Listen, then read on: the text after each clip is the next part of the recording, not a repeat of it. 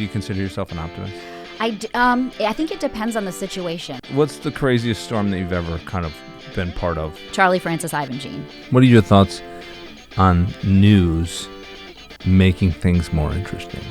I came up in journalism school when it was you did not show your bias. If you had one thing you could do to make the world a better place, what would it be? Just so we're just starting right here, and I looked it up, Okay. IFB. You don't trust ChatGPT, but I do. And this is relevant because we're speaking with Amy Sweezey, who I've known for a long time. We'll talk about that. But she worked in you're a local celebrity, arguably. Arguably. I mean, you are. I mean, I told Jesse's our producer. I said, Jesse, I'm going to do an interview with Amy Sweezey. Have you ever heard her? Oh, yeah, Amy. Yeah, everybody knows Amy. She was on what channel? See, Channel 2. Well, I'm not I'm not 2. credible, though, because I'm technically not a Floridian. That's true. You haven't been here. That's the key. The people who know who I am have lived here for a long time. Yeah, but the people who are locals, they know you. Yeah. You have been the one to report on all the hurricanes. But she used this term IFB when she's speaking about, we were talking about audio and IFB, and then I said, well, I'll look it up on ChatGPT, and an IFB stands for, let's see if it's accurate, it says real-time communication. I was hoping to see I'd get an acronym, but it sounds like it's just an earpiece, short for earpiece. Yeah, no, there's the IF. It's like it's not inner ear, but it's something. Interruptible foldback or interruptible feedback. Yes, that probably sounds right. B or feedback. I bet it's feedback. Because they can. The producer can push a button and talk in your ear. You wear the earpiece while you're on the news or doing the weather, and you hear yourself in there, and you hear your anchors. It's sort of like a headset, only then the producer that's sitting in a different room can push a button and talk in your ear. So they will be saying to you something like, hey, we're going to this, the live feed from Daytona Beach next, while you're talking, and you have to keep your thought process going and keep talking and sort of hear that in your second brain. Okay, and then, now we're going to go to Daytona Beach. Did you ever screw that up? Oh, sure. And it depended on, it also was sort of that love-hate relationship with the producers, because some of them were really good at it. Some of them would give us our time cues in our ear, and so they would say 1 minute, 30. But while you're talking and you're thinking hard and you're telling a story, it's when the producer comes in and says 30, your brain doesn't quite register. Wait, I know they said something. I know they're giving me a time cue, but was that a 30 or was it a 1 minute or was it a 15? Like, I'm not sure. And so the really good producers would come in your ear and say 30, 30. Because then your brain stops, interrupts while you're still talking, telling your weather story, and then you hear the actual 30. Okay, I have 30 seconds left. That's awesome. And were you ever and today we're going, maybe in the early days, when you're young. Once I was a true professional, right? Yeah. I want to talk more about all your time and weather and all this, because I'm kind of a geek. I've known Amy since, I don't even know. I don't remember really. I feel like, I was in high school, so you were probably in middle school. Yeah. I think you're my cousin's age, and she's, 4 or 5 years younger than me, so yeah. And you're my brother's age, right? Yes. Yes. So 3 years older than me, probably, technically. Yes. And you were a legend in the school. I think I've hashed this out. I'm not going to embarrass you. I was not. I'm not going to embarrass you, but you were a legend, and definitely you were a legend at some level. You were maybe to the seventh graders. Yes, you were the pretty girl that all the boys were like, "Do you know Amy?" No, that is all Oh, lies. totally true. But we went to high school together, elementary. I was in middle school, then etc. But they're picking this up. So I knew you back in Michigan when you were a Michigan girl, and you grew up, and we went to a school called Lenawee Christian LCS. High school. Yeah, Lenawee Christian High School. Yeah. And so talk to me a little bit. Let's start back in your origin. Let's start back there. Where did you grow up? Tell me a little bit about it, and take me to where kind of we met, because I don't really know how life was like for you in Michigan and where you grew up, and I'm curious about that origin of your story. Okay.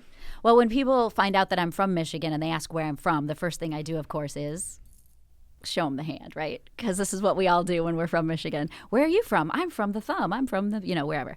So I always show the hand because I was actually born in the Upper Peninsula. So when you go to the very tip top of the hand and you go across the Mackinac Bridge, the first city you drive into is St. Ignace, and that's where I was born. My parents only lived there for a year, but it happened to be when I was born. So born in the UP, and then after that year with me, then they moved back down to the Lower Peninsula. So I pretty much grew up just south of Ann Arbor, Detroit area, suburbs, kind of where we grew up. But when I was 3, we moved to St. Louis for a year. When I was in 6th grade, we moved to Dallas for a year. So we moved a couple of times, mostly because of my dad's job.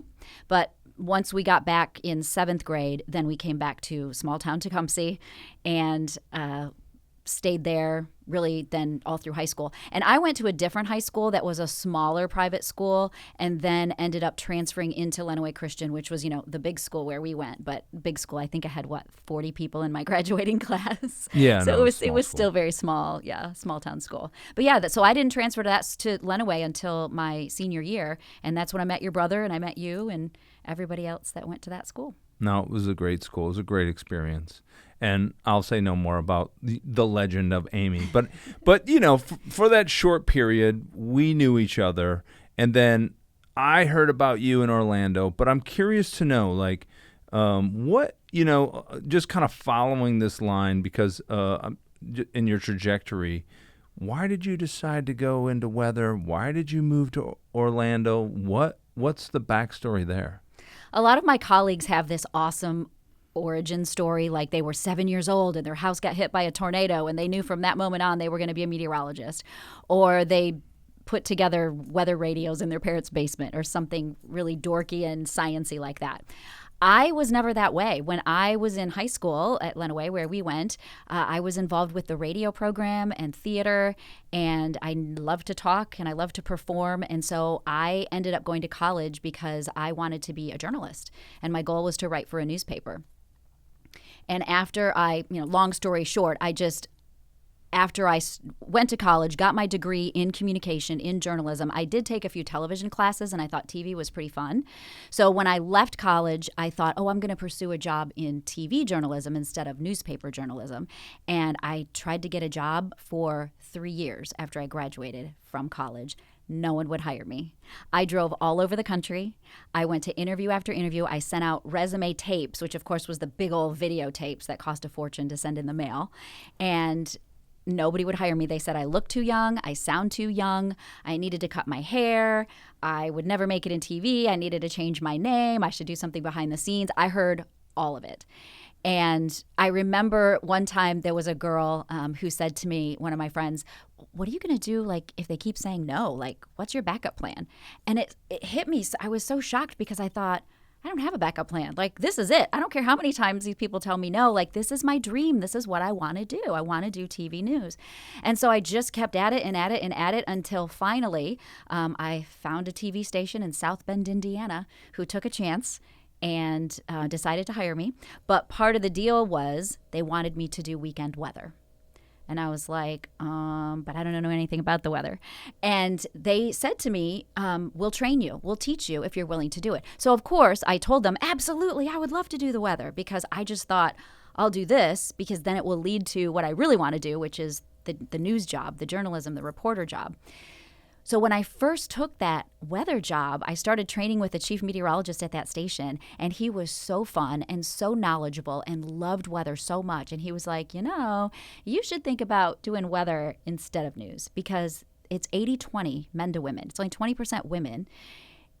There's 1 million female news reporters, and you seem to like it, and you're good at, I wouldn't say I was good at it then, but I think he saw the potential in me to someday.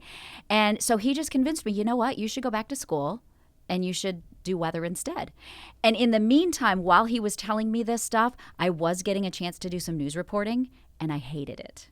And I thought, oh my gosh, I have made the biggest mistake. I spent all this time working so hard. I got to get this job. And then when I finally had it, it was awful.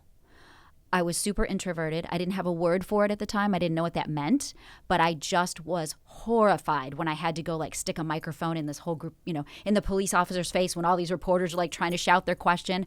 I was horrified and I hated it. So that's when I determined, okay, I'm going to go back to school because I don't want to be called a weather girl for the rest of my career. And I went back to school to get my meteorology training. Wait, that's interesting. Number one, it was interesting what your friend said when you were dealing with rejection and how for me, I was like, you seem like an optimist. And then I was like, you talked about news versus weather and that weather was kind of this positive experience or positive role. And it seems like that fit you more. Yes. Do you think it's like, do you consider yourself an optimist? I think it depends on the situation. I feel like I'm a realist for sure. I try to be real. When my kids are all excited about something, I'm like, now hold on, think about this and think about this. And they see that as being negative, but I think that's like a reality check. But yes, I'm not a fan of negativity. There's just so much negative in the world that I don't like to be around people who are just constantly looking for the glass half empty. Like I need to be around people who are glass half full. Yeah. No, it's interesting.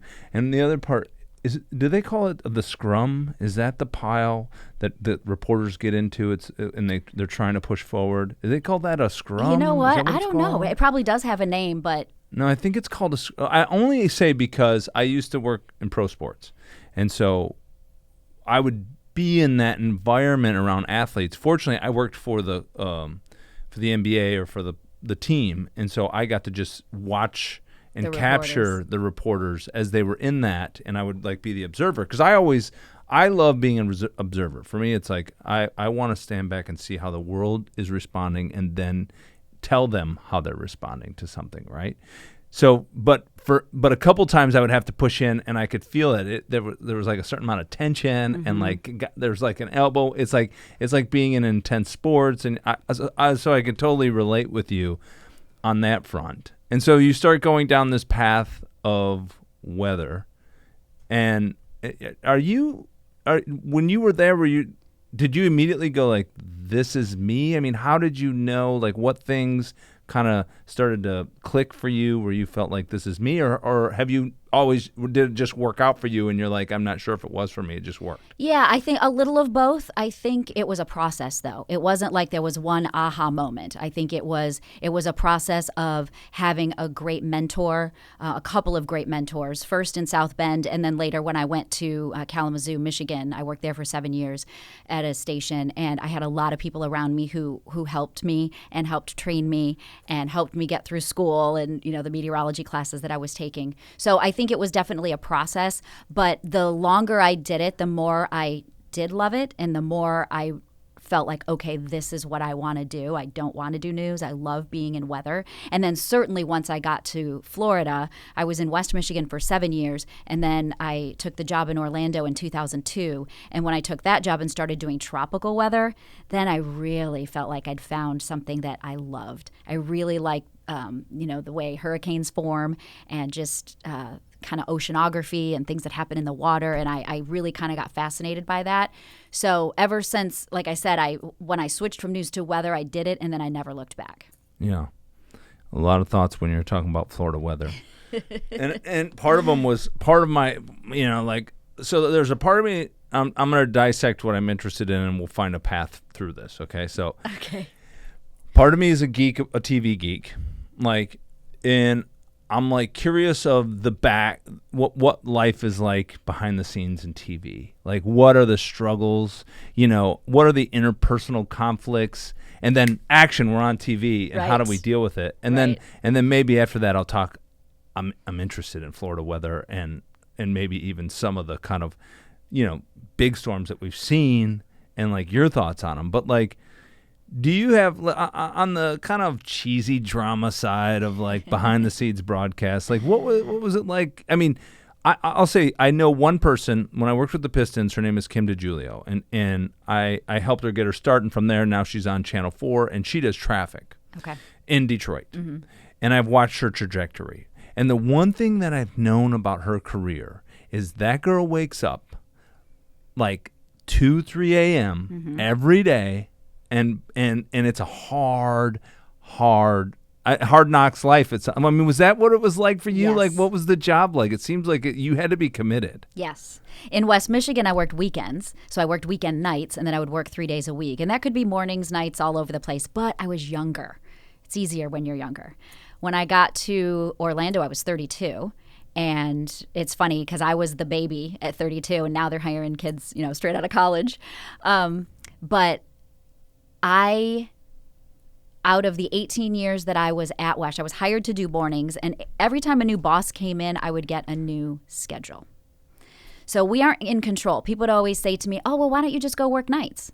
Because it's not my choice. The bosses put us where they want us. And it's not always that you do a great job and so you get promoted to a different position. It might be the makeup of the morning team versus the evening team versus the weekend team with different men, women, they need everybody to sort of be balanced out. And so sometimes most of the time you just don't have a choice. You can go in and ask them, hey, I'd like to move to this shift or that shift.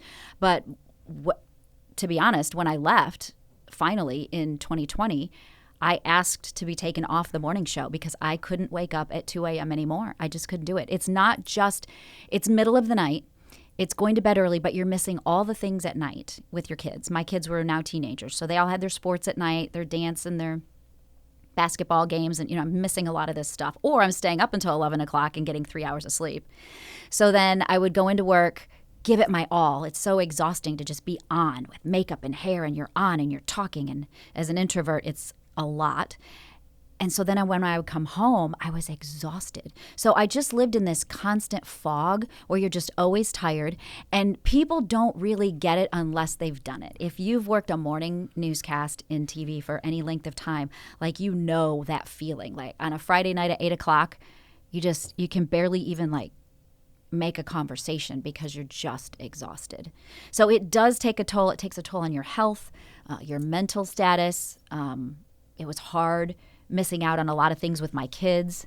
But at the same time, I loved what I did. I loved working the morning show when my kids were little because I was able to be home with them in the afternoon. If I had worked the night shift then, I would have missed out on bedtime. I would have missed out on, all the picking them up from school in the afternoon. So there's all the pros and cons. There's really no good schedule in TV. And I think I got off on a Wait, when did you get married? What year did you get married? I got married in 1998, and I met my husband in Kalamazoo. So he's from Kalamazoo, so I went there for a job, for the TV job. And after I'd been there about 6 months or so, we met and started dating, got engaged and married, lived in Kalamazoo, bought a house, lived in Kalamazoo for several years. And I assumed because he was there and a lot of his family was there that I'd stay there forever. But I started for lots of reasons, but I was working weekends still, and I didn't want to work weekends forever.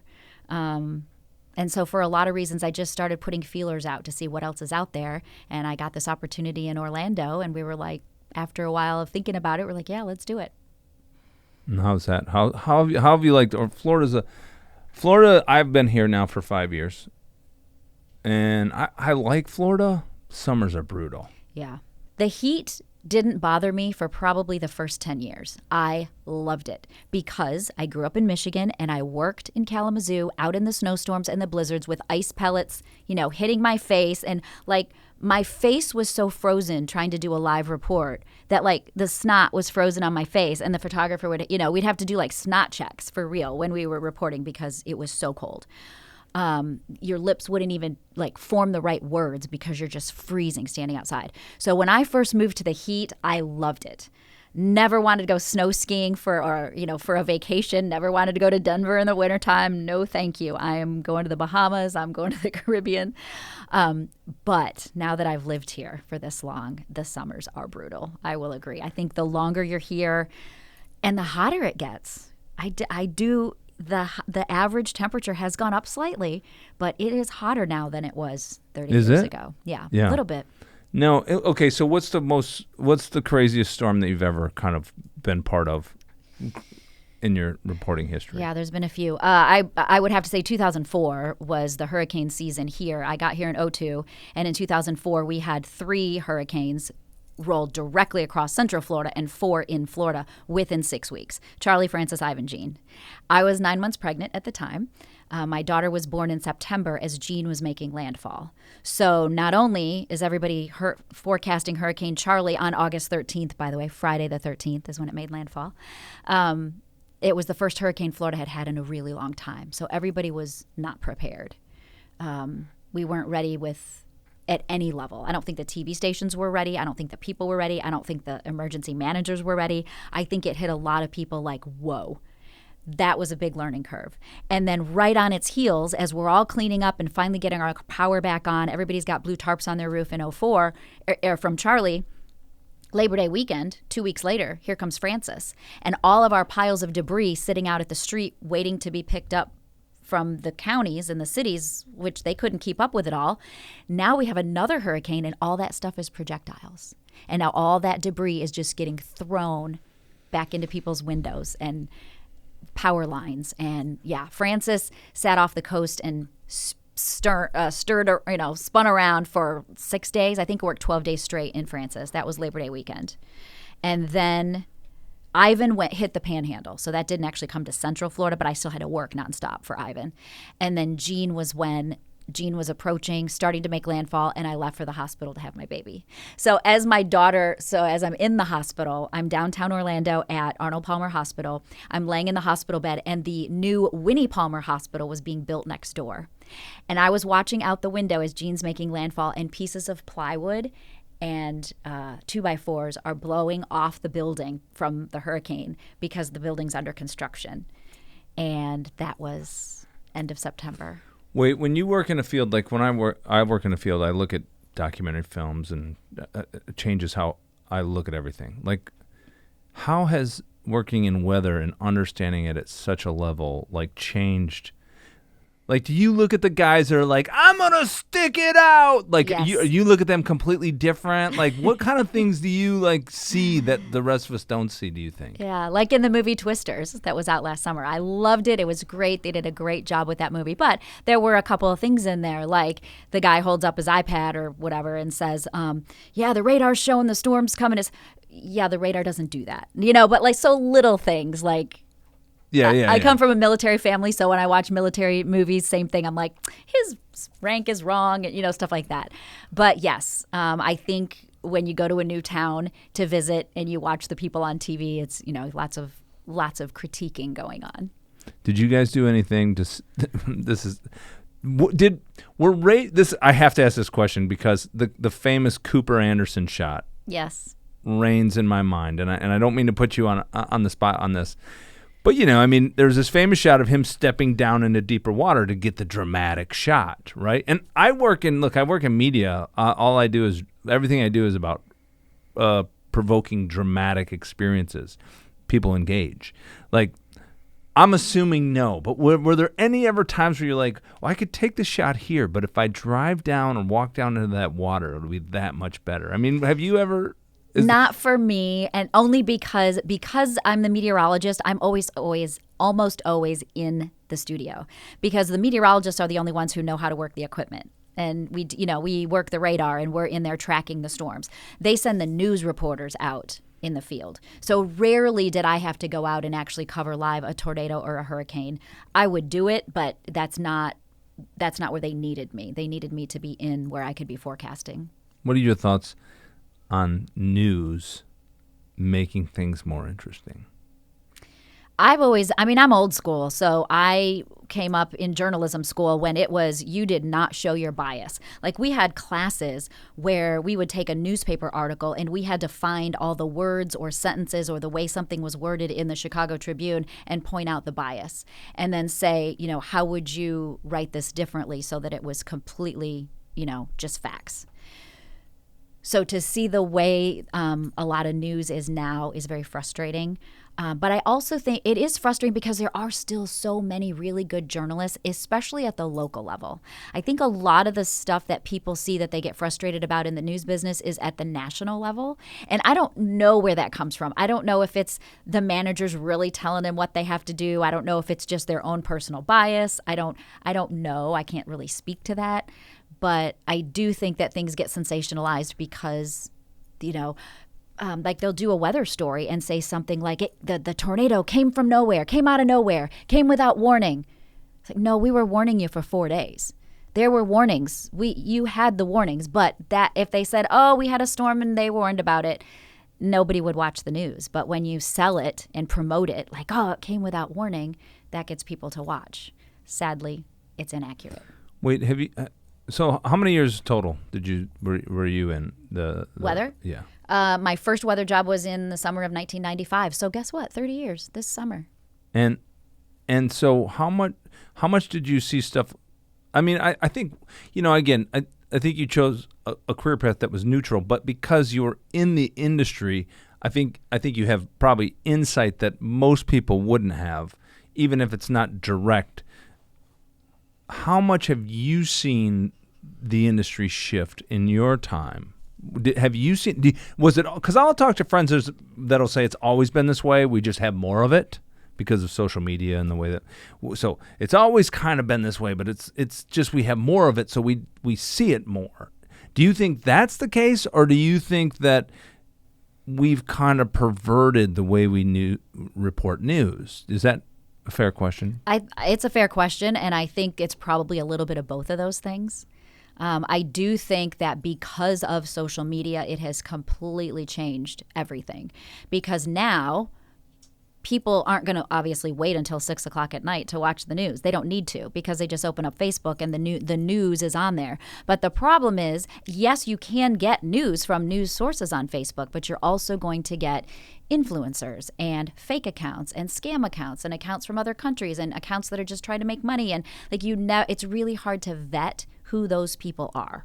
It was so much easier when you just had to watch the 6 o'clock news because you knew, okay, I know these people and they're telling me the truth. Or, oh, I watched these guys and no, they didn't represent that story well, so I'm not going to watch them. I'm going to watch this channel instead.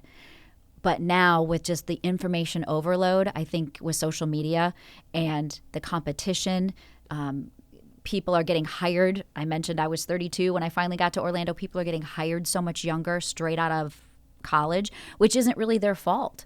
But when I graduated from college, my undergrad was in Chicago. I wanted to work in Chicago so bad. No way.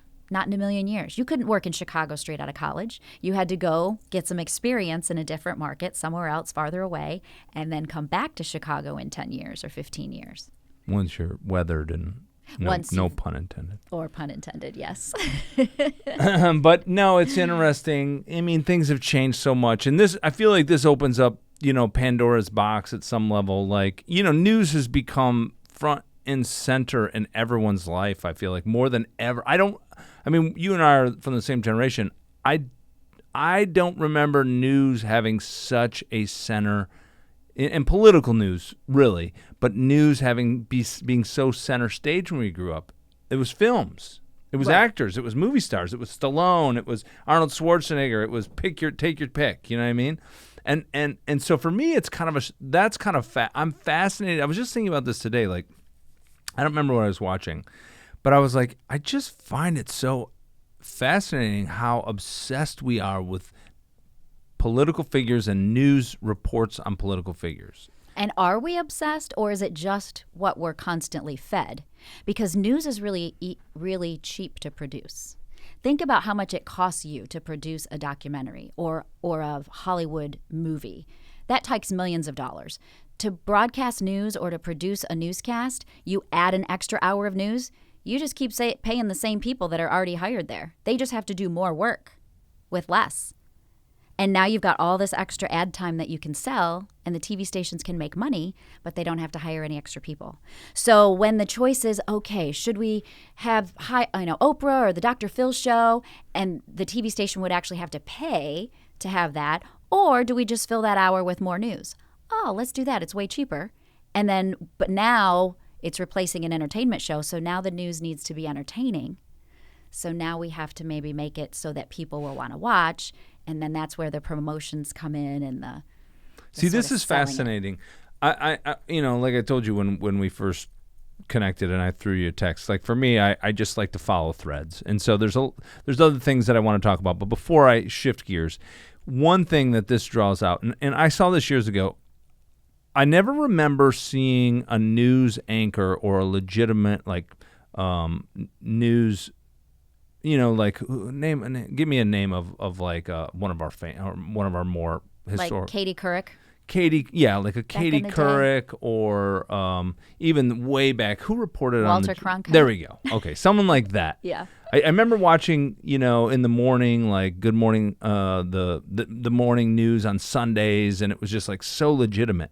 For me, when I noticed a distinct shift in news is when I saw Wolf Blitzer in movies playing a news anchor. And the reason, and before we jump down, I told you I have this like pseudo-psychological kind of part of me that I like to understand the part of the human mind that we don't observe, because so much is going on behind the scenes that our mind is built, they call it the language LLM, the language learning models, and you're built to recognize certain things, and your mind is filtering out all this other stuff, right?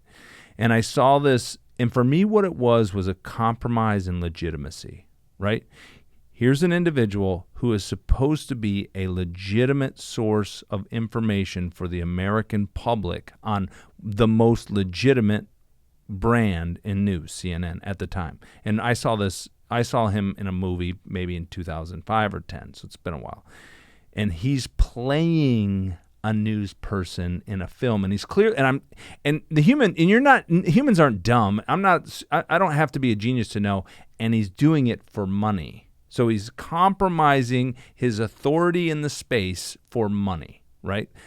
That's always the conflict with all this stuff. And there's so much, and I think that's really the demise of American culture. But I don't want to dive too deep into that. We've compromised too much for money. But I mean, do you have any thoughts on that? Like, do you feel like you should be appearing in a film if you were asked to be in a film? I always wanted to, but the bosses would never let me. And I think for that reason, at the local level, they are we have like a 10-page contract, and it's very detailed about what we can and can't do. And for the most part, they own us. The contract protects the company, not me. And it says that I can't make money doing anything else besides what I'm supposed to be doing with them.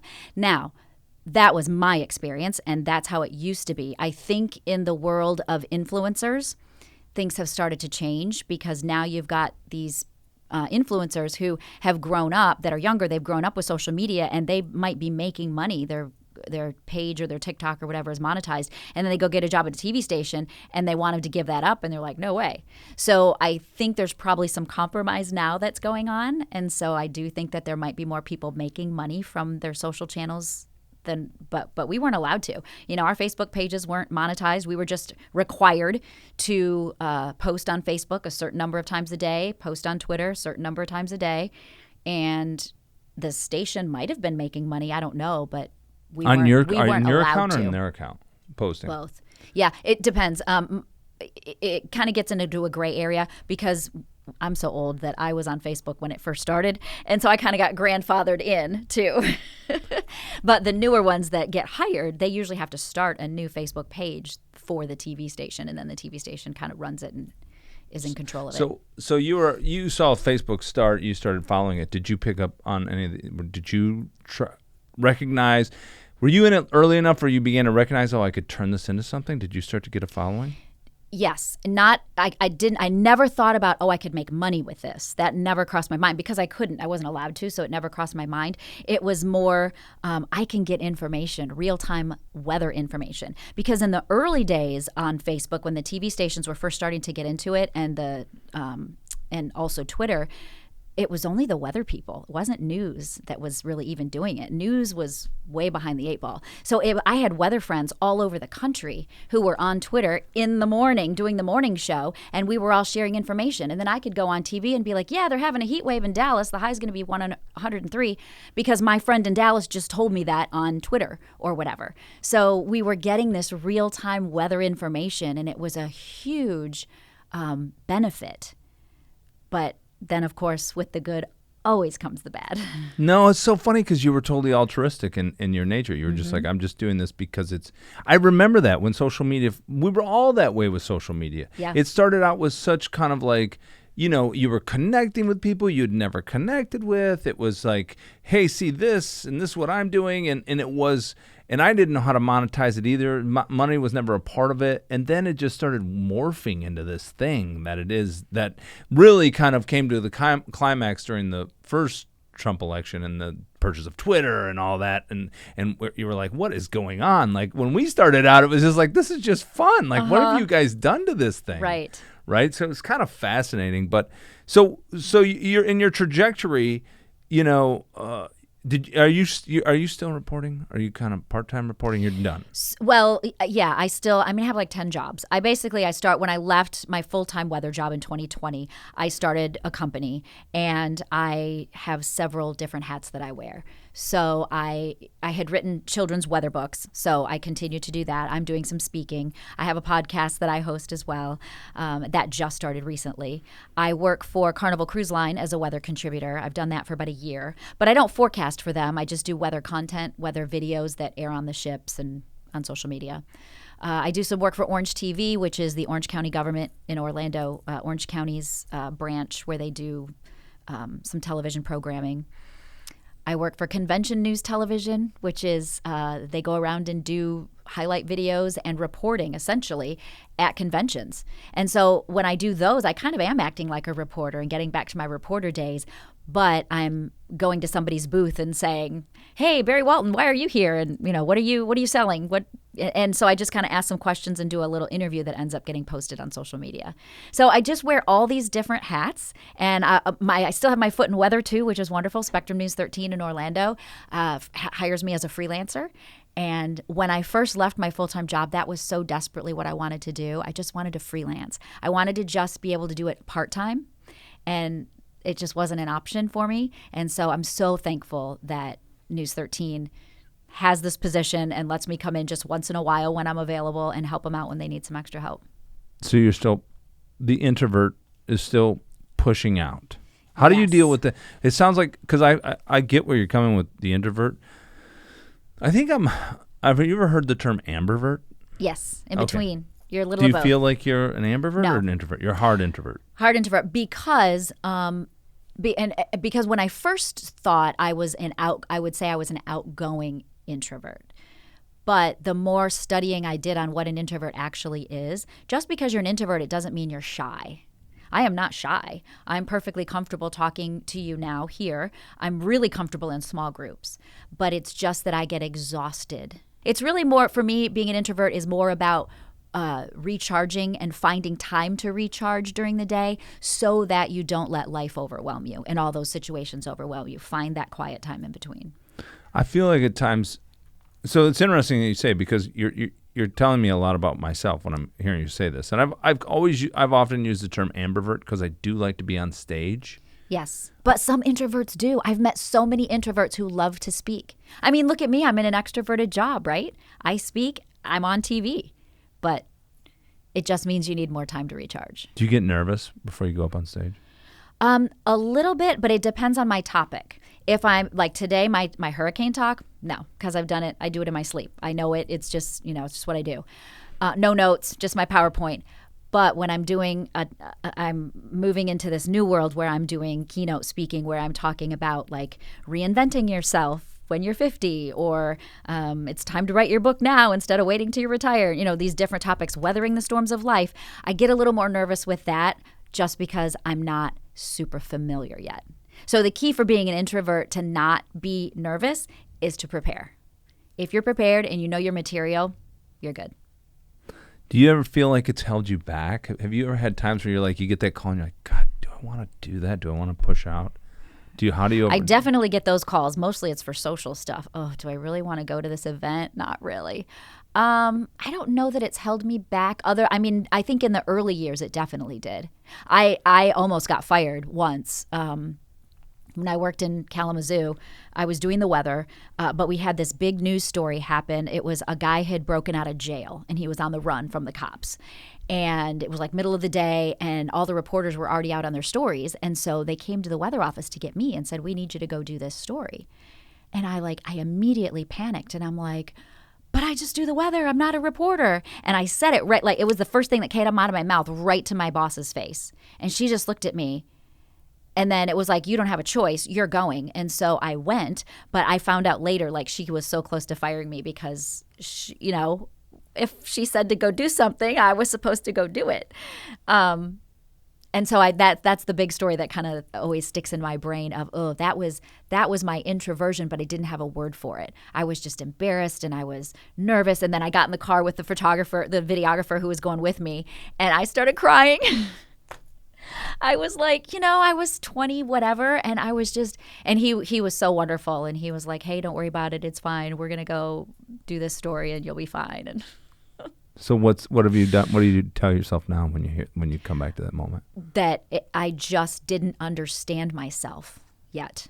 I just didn't understand myself. And I was young and I needed to learn. We all need to learn, right? And we have those growing moments, and that was a growing moment. You're tougher now. For sure. I still cry sometimes, though. Yeah, well, that's good. I'm just a crier, though. That's good. Over a good movie? Oh, yes. You know where I cry the most? Where? On airplanes. Because you're watching a movie on the airplane? Dude, I will watch a movie on an airplane. It'll be so weird. I will literally be sitting next to a person and just being like, oh, this is so uncomfortable. How do I cover this up? But I will bawl like a baby. And there's actually research that says that there's something about the experience of flying and being the pressure. Yeah, and being so closely bound with so many people that makes you more emotionally vulnerable. Okay. Have you ever cried on an airplane? Sure, I'm sure I have. I don't. I love watching movies on an airplane. I do. That's my favorite place to watch movies. And I fly a lot back to Detroit a lot. You know, when you said when you were talking about your move from Michigan down to Florida, you were kind of pensive. Was that hard for you? For me, it wasn't. For my husband, it was. Because now we had been married a couple of years and his family was all in Michigan. And so I think for him, it was really hard to sort of follow my career. He had just bought a business and it was just finally making a profit. And it's like, hey, let's go. So it wasn't an overnight thing. It was a talk and a discussion and more talks and more discussion for probably 2 years before we finally were like, okay, we're ready to go. And then when the opportunity I was kind of putting feelers out for 2 years. And then when the opportunity in Orlando came up, it was like, okay, let's just do it. Yeah. So it took him a while to adjust, but now we just feel like we've been here so long. Florida's home. Our kids were all born here. That's interesting, you know, and you had such a big role. It feels like maybe even a dominant role in the family. Was he like the Mr. Mom? A little bit for a while. When we first moved here and didn't have kids, he just got a job in Florida. He had a sales job, and it was great, and I did the morning show. But then once I got pregnant and we had our first baby, he continued to work after that, and we were hiring like nannies and trying to do it. It was really hard because I was on the morning show, and it was really hard to get a nanny at 6 a.m. when he wanted to leave for work.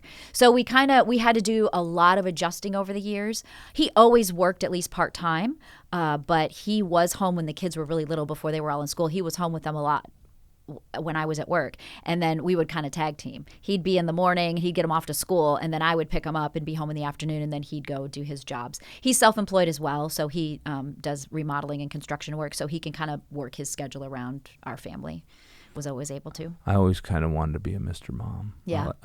I love taking care of my son. I could easily do that. I totally would be into that. I'm jealous. I will say there are moments that I always say I don't want to live with regrets because you can't change it. So I don't want to go back and like, oh man.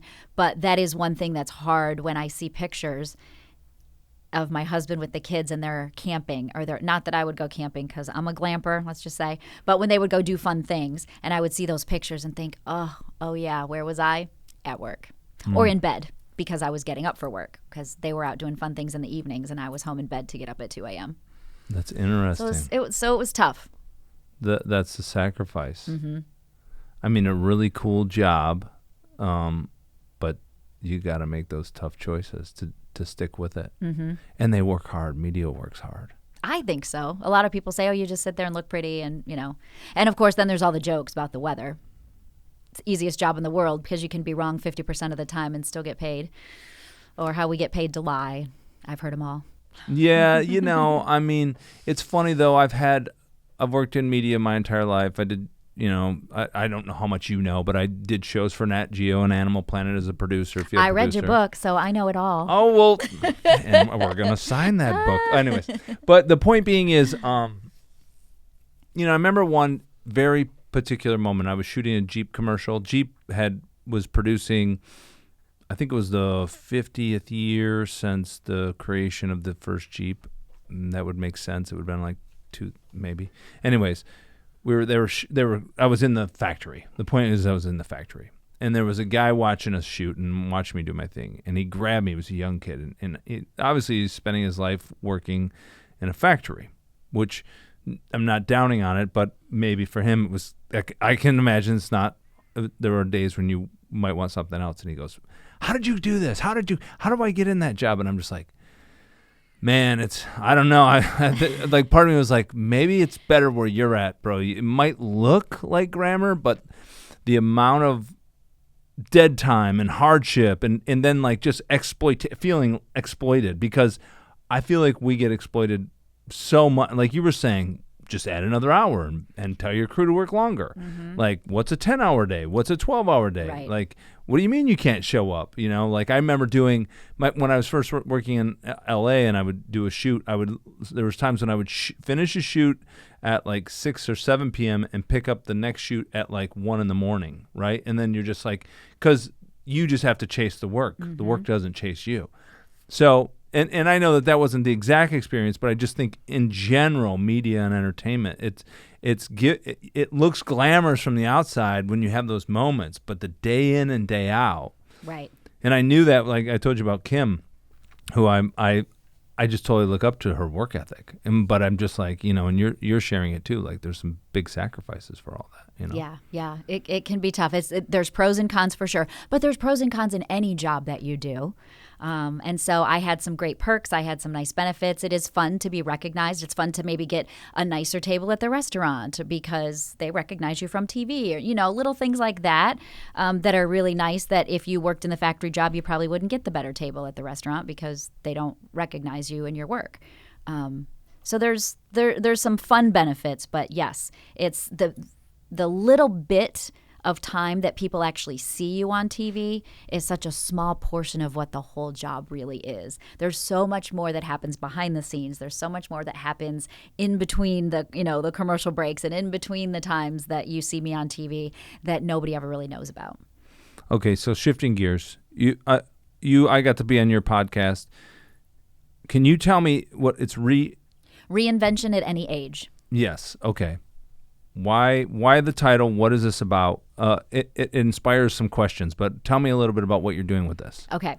So in 2024, I was chosen to do a TEDx talk, which is a smaller version of the big TED Talks. And they do them in neighborhoods, and mine was TEDxEustis. And my TEDx talk was titled Reinvention at Any Age. And I shared about how I essentially reinvented myself from a news reporter to a meteorologist when I went back to school. And I didn't at the time think of it as a reinvention because I was just sort of going with the flow. But as I looked back on it, I realized, wait, I switched from this whole mindset of what I was going to do to now this whole new thing. And then some of the lessons that I learned in that first reinvention helped me when I then left my full-time job in 2020 and then had to reinvent myself in a whole new way. So my talk is based on that. And then from the TEDx talk now, I have launched this podcast. And I'm interviewing other people who have reinvented themselves. So that was the reason that you and I talked, was because you've reinvented yourself multiple times in different things that you have done. And I'm just trying to talk to people that are regular people that can give some hope and some inspiration to other people who really do want to reinvent themselves, whether they're 22 or whether they're 60 and already retired or mid-career. You can really reinvent yourself no matter how old you are. What part of your career would you say you're in? Late career? Mid-career? Yeah, that's a great question. I'm 53, so I guess it depends on who you ask. My kids probably think I'm late career, but I would say mid-career because I still see myself. Now, it gets difficult working on camera. The older you get as a woman. It's certainly easy to be a 65-year-old man and work on camera. It's not so easy to be a 65-year-old woman and work on camera. People won't hire you, and the viewers don't like to look at your wrinkles, and they'll let you know. And I saw, and in fact, that's kind of one of the reasons why I did leave my career so early. I watched so many amazing female journalists and meteorologists get pushed out of their jobs because they were getting older. And I've always said, and it's not a slam on men, because, hey, good for them. People love to see a distinguished man with gray hair and wrinkles and, he's with his tie. But a woman who's the same age, they're like disgusted by her, and we'll let you know that. And it's really a sad sort of ageist society that we live in. And a lot of careers, women have a shelf life. It's not just television, but it's a lot of different careers that I think that women have a shelf life and men don't have that same standard. Wait, what do you think drives that? Like, why is that the case? I could say the patriarchy. I'm curious. I'm fine with that. I think it's our society, especially in America. I don't know that it's this way in other countries. Some countries, like, the women are revered and held up, and the grandmas with the wrinkles are like the most important, wise people ever. But I don't know. It's what we do in America. The men get older and they divorce their wives to marry the 25-year-old. And, so I think it's just sort of this pattern. And the same thing happens then on television if somebody gets old. And it's not just the men. Do you know how many comments I got about, oh, are you pregnant because I ate a burger for lunch and my stomach was sticking out? Or, I hate your hair, I hate your makeup, your shirt is ugly, 1965, and called and wants your shirt back. Like, the comments on social media and online from people, a lot of them came from women. They weren't from men. The men are always like, ooh, you look beautiful. Ooh, you're so hot. They're the inappropriate compliments, but the women are the critical ones that criticize other women. So we need to be better as a whole, women do, to build each other. Women. Yeah, we need to build each other up. But don't you think some of it might be biological? Do you think, not to like completely remove not to completely remove your choice and the power of choice, not to remove how people are, culture can influence people without them being aware of it, which is kind of what I was mentioning when I said Wolf Blitzer, like subconscious. But do you think there's something biological in us that we're just like, let me just put it out there, like a younger woman, fertility, reproduction, your mind's like, that's where the man's mind is? Or do you think, I don't know, what do you have thoughts on that? Am I putting, look, I'm just pushing back, I don't know, giving you a challenge. That's deep. That is deep, but I just want, okay, so. Maybe, yeah. Nature versus nurture. I think it's a fascinating conversation, and I think, one of my many jobs that I've done since I left my job in 2020 was work for a media company called Growing Bolder, and the whole point of Growing Bolder is to sort of defeat our ageist society idea that life is over when you're 50 or life is over when you're 60. But no, instead of growing older, we're growing bolder, and I do think, compared to like when we were kids, when we were kids, our grandparents were old. Like, they were 50 and they were old. Like, now I'm 50, I'm not old. And I look at my mom and she's 77 and I'm like, I guess she's older 'cause she's got white hair and wrinkles, but like, when I was a kid, 77 was like so old. And I just feel like we have changed in some ways when it comes to that we do believe that people still can live a full life even after 50 and change careers and do lots of great things. But I still think there's some work to be done, especially with the bias toward women and aging. No, and the other side of that is I've worked in the agency world, and the agency world is horribly ageist. I'm outdated for the agency world, and the reason why is they want the ideas of the hipsters that are selling to the hipsters. Mm. Your big window, advertisers' big window for people that are going to consume a lot between what is it, like 20 and 35 or 25, and that's the window, and they want the people that know that window to sell to that window. So like, I've been in a position where I started my company 8 years ago now, and I've kind of been looking, because of various reasons, to get back in under a company, right? And I cannot get a look, hardly at all. I can't get an interview. It's so much harder. And you could look at and that could be lots of reasons. And I don't need to go deep into that, but I do think one of the big reasons is because of my age. And I feel a little bit like Maverick, Tom Cruise, where it was like, oh, I know Maverick. Yeah. By the way, that's like one of my favorite. The Maverick, the movie, is easily one of my favorite. Yes, I've seen it like 30 times. I just watched that on a plane recently. Again, I've watched it 3 or 4 times. He did such a great job on that movie. Not to completely derail, but it was really good. And the soundtrack. I mean, he may have actually one-upped Top Gun. I agree. I've gone back and watched Top Gun, and I'm like, I don't like it as much as Maverick. I agree. The storyline, all of it, yeah. It was perfectly played. The nostalgia was perfectly played. He didn't go over the top with the balancing out. It just felt like it felt real. It felt edible. But anyways, completely sidetracked. But we're on this ageism stuff, so I do think that's a reality, and I completely lost track of that. So tell me, I'll just follow this thread. How are you reinventing yourself today? Is this process something that's helping you? And where are you headed with your career? I mean, you've given us a hodgepodge of stuff. I feel like we live in the gig economy, which I kind of hate. Yeah. I like it because I have a certain amount of freedom, but I kind of hate it because I'm like, I have no stability. Right. Like, is this reinvention like part of you finding a new path, or like what is this for you? Yeah, I think it's a little bit of all that. Somebody asked me just a few days ago, so what does a typical week look like for you? And I'm like, I can't even answer that question because every week is so different. It depends. Am I traveling, or, who am I working for this week? Am I working for Carnival, or am I working for, CNTV? But I like that. I think, variety is the spice of life, they say, right? So I like that I'm in control, so I can say no. I can set up the jobs like I want them, but then I can also rearrange them and do what I choose to do for the most part. But then, like you said earlier, but I also have to say yes to jobs because I got to pay my bills too. So there's a little bit of that. I think part of my reinvention, if I won the lottery tomorrow and I didn't have to work at all anymore, I think the one thing I would keep is my podcast. At least right now, because I feel like it matters. I feel like it's very inspiring. I feel like it's a good way for regular people to learn from other regular people and get really practical advice about how did you do it?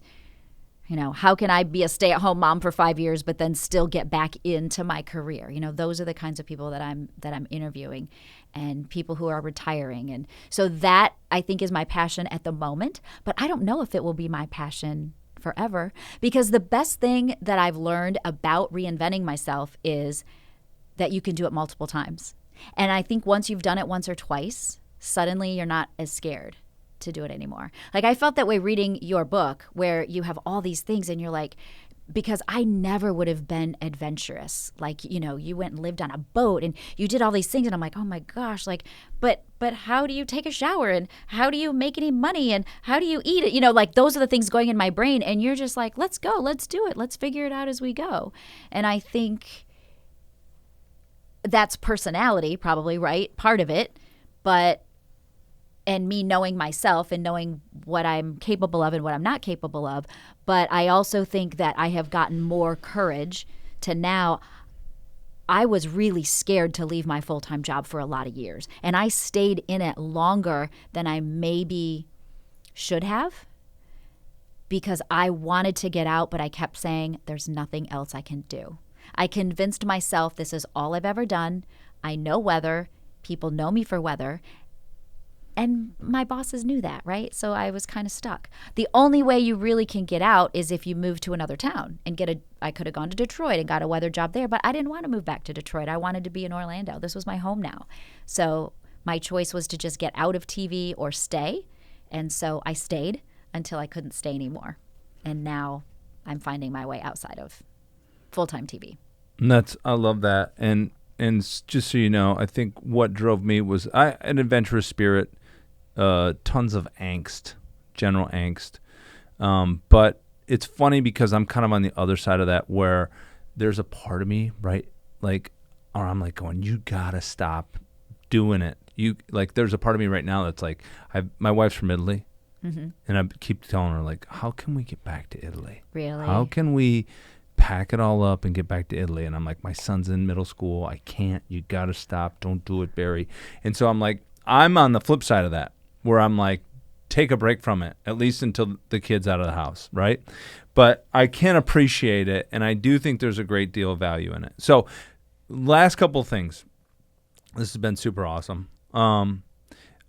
You are officially a member of the unemployables, I would say. You're clearly unemployable. You've reached the point where you cannot be employed, and I'm proud of you for that. I need to get like a T-shirt or a banner. That's coming. There you go. You've started, or a sticker. We're gonna get there. It's baby steps. That's I'm all about baby steps right now, because I've tried to do this before, and I do everything ahead of time anyways, and then I drop it. So let's just keep the process going. We'll go from there. But I know you have a book that I'm super excited about. Yes. And I want to give you my book. But before we do like the book signing and we wrap it up, let me ask you two final questions. One that I think might lead into a couple of fun things for people who know you in Orlando. Okay. Like what would you say your favorite part about being in front of this audience of Floridians in Orlando and Central Florida? What has been the funnest part for you? What have you enjoyed the most? Oh, that's such a tough question, because there's so many things. There's so many positives. I think, and some of the positives can also be negatives, depending, like everything I think I'm going to answer is like, oh, but that's also not always great. I like that people know who I am. And let me explain that by, sometimes you go to the grocery store and somebody makes a snide comment about, yeah, where's the rain, Amy? And they think they're funny or whatever. And you're like, oh, I never said it was going to rain, but it takes too long to try to explain that. You were watching somebody else. But what I had to step back and say, you know what? They know me. They knew to talk to me about the weather. And there is nothing worse than working on television in an area and walking into the store and having nobody ask you those questions because they don't watch you and they have no idea who you are. So that was job security for me. I needed people to know who I was and recognize me and be out in the community, because that meant that then, they're watching me on TV, and the more people that watch me on TV, the more I can keep my job, right? So that was job security. So I liked that, but I also liked being in Orlando because it's sort of the small town feel. Like, we've got lots of big city stuff, we've got the theater and so many great restaurants and so many things in Central Florida. We've got the beaches close by on both coasts, but we're not New York, we're not Chicago, we're not LA. We have that just small town mentality. It's a melting pot. There's lots of people here from all over. And so everybody's just like regular people, I think. And it's regular people who are watching me and supporting me. So I think I like that. I don't know that that's a really part of the job, but it's sort of an offshoot of the job that I like. Did you ever want to go national? I think everybody does. You think about it. But in the TV business, you always have to redefine success. Like, when you first graduate from college, it was like, I wanted to get back to Chicago. So I was going to go leave and go work in a small town somewhere and then come back, because Chicago was my dream. I wanted to be there. I loved it. And then as life happens and work happens, it's like, oh, now Chicago calls? Thanks, but no thanks. I would never go back, because now this is my home and my kids are here. And there were big markets that did call over the years. And I had those opportunities when I was in Orlando to go back to Detroit and to some other bigger towns. But you just sort of, you have to weigh the odds, you have to weigh the options. And sometimes I wanted to leave but couldn't. And sometimes I wanted to leave but knew I shouldn't. Like you said, you need to wait for your son. You make those sacrifices with some things because my kids are settled and this is where we're going to raise them. Last question before we do a couple things, and then I'll give Jesse an opportunity if he has any thoughts. I ask everyone this question, and it is if you had one thing that you could do to make the world a better place. What a cheesy question, huh? But it's suspenseful. Here we go. Amy Sweezey, if you had one thing you could do, and you have to answer it in 5 seconds. No, I'm joking. If you had one thing you could do to make the world a better place, what would it be? If there was one thing I could do to make the world a better place, I would make it so that everybody agreed about politics. Oh, I'm so with you on that one. I just had a buddy I called this morning. I was on the phone with him. He's I've known him for several years, and he look, everyone ultimately gets placed on a team. Right. Whether you want to be or not, and whether Right. you're really on that team. Everyone gets placed on a team. I'm on a team right now in his eyes, and I'm not going to call out the team because it doesn't matter to me. But my thing was like, he was like, "What do you think about this?" And I'm like, "Dude, I just don't want to talk. I just want it all to go away. Can we go back to like 1988 or something? Can we go back to like an era when everybody loved Reagan. Yeah, well, they didn't love him, but it I wasn't. know. But I feel like you could. It's felt almost like like the phone. Before the phone, you could go home from work and work was at work. Right. And this is the problem with this thing. You can't get away from it. And I think that's the reason, like, politics used to be at the booth and then maybe on the news. And then you go to work, you go home, you're away from it. And you could disagree with your friends, and they were still your friends. It was okay. But now you're immoral or crazy or whatever. And we all had the kooky uncle who was the conspiracy theorist that we loved. Right. We never fine. said don't invite your uncle to Thanksgiving because he's a conspiracy theorist and he's for X, Y, and Z. We loved that. We just like, oh, Uncle Benny, he's nuts, whatever. So there, I'm with you. I almost said cell phones, but then I thought, oh, get rid of cell phones. But I'm like, boy, I sure would miss my cell phone if I didn't have it. Yeah. I'd miss tracking my kids. Yeah. Well, see, that's another conversation. Yeah. Here I am facing camera. Okay, wait. Let me see. Yes. So these are my books. I have 2 books. My first one is a fiction story called It Never Ever Snows in Florida. And yes, I know that is not true. It does snow in Florida. If you read the book, you'll find it out. But it's a little boy who was born in Florida, and his cousins live in Michigan. And his cousins always get to stay home from school in the snow. But because he lives in Florida, he never gets to stay home. He never has seen snow. He's mad there's no snow. Never ever snows in Florida. So that's my fiction story. Wait, let me have this. My son is 11 now, but he's going to love this. Okay. Because he wants to see snow? Well, his cousins are all up in Michigan. Oh, right. I took him skiing in Michigan this winter, and he was so bummed when we had to leave. He's like, I'm probably never going to get to ski again. And he loves the snow. Yes. So, and my son does, and I know this is written at a much younger It's pre-K through 2nd grade, yeah. But it's right for me. It's got pictures. Yes. It's got the picture. It's got pictures, so it's right for me. Okay. Yes. Wait, and I got to get your. I will sign it for you for sure. Do that. And then my nonfiction book, Let's Talk Weather. This is my hardcover. This one is for 3rd through 5th grade, and this is actually designed around my school talks that I did all those years. So I would always go to visit schools and talk to students who are learning about weather. So it's all how I do my job at the TV station, how I know if it's going to be sunny or cloudy or wet or dry, hot or cold. So I'm going to pick your brain on this in a year or so because I have a book that. You remember the end of my book that I talked about the book that I wrote in the 5th grade? Yes. I'm going to turn it into Wait, the astronaut one? Yeah, but don't say it publicly. Right? Oh, okay, sorry. I'm afraid someone might steal it. Yeah, you're right. I know. Although I've written it and I've given it all away, someone could take it. But it's funny because cut this part out. So but this is my book. I'm going to give copy.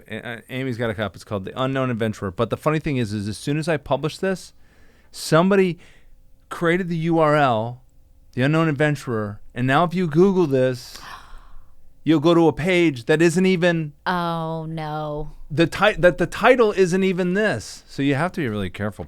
It's totally serious. If you go on Amazon right now and do The Unknown Adventurer, the search will take you to some other book that's not even titled this. Oh man, that stinks. But I want you to sign yours, and I'm gonna sign mine. And this has been so awesome.